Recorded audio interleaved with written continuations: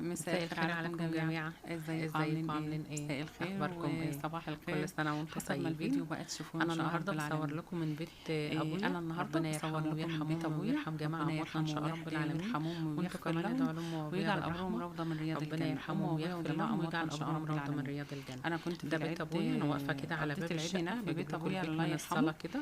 فقلت ايه اخد لكم جوله صغيره كده بعد ما انا روقت البيت. التصوير ده يوم الوقفه. يوم الوقفه يعني قبل المغرب بحاجات بسيطه كده. فحبيت بس اخد لكم جولة صغيرة كده واوريكم ترويقي وترتيبي في البيت، وتقولوا لي رأيكم برضو. بيت ابويا حلو جدا جدا، حتى مهما يكون بسيط وحاجة سهل بسيطة كده. انا بيت ابويا عنده كأن قصر. انا يعني انا بالذات دونا عن اخواتي كلهم بحب بيت ابويا قوي قوي قوي. طبعا رحت يوم الوقفة بعد الفطار. روقت البيت. انا كنت هناك قبلها ب10 ايام غاسله السجاد وغاسله كل الحاجات اللي انتوا شايفينها دول، مفارش وكل حاجه. رحت بس فرشت ومسحت كده وغسلت الشبابيك تاني. دي اللهم صل عليك يا نبي. المفارش اللي محطوطه دي انا كنت شارياها قبل العيد بحاجات بسيطه، وفرشتهم يوم الوقفه بقى. ايه رايكم في لونهم؟ لونهم حلو جدا وعاطين منظر حلو قوي في الاوضه وشكل جميل جدا. والصين بتاع امي ده صين امي الله يرحمها، ربنا يرحمها، اللي متجوزه بيه. غسلته كله وغسلت المفارش. بصوا كل حاجه في البيت غسلتها وخليتها، والحيطان وكل حاجه، والشبابيك غسلتها بالميه والصابون.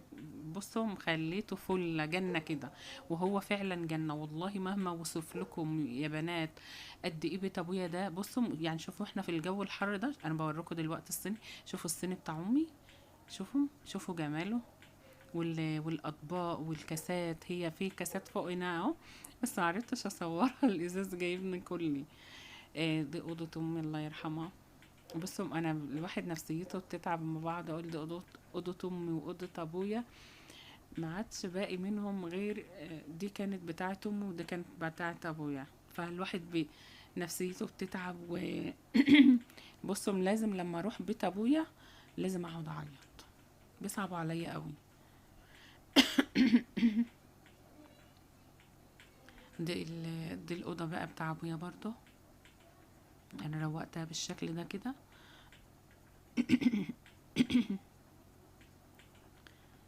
آه، مهم. الدولاب ده فيه حاجات برضو كتيرة جدا، وحطيت مفارش هنا على التسريحة دي بالشكل ده كده. مهم. انا حبيت بس اصور معاكم يوم الوقفة كده واقول لكم تقولوا لي برضو رأيكم ايه في بيت ابويا.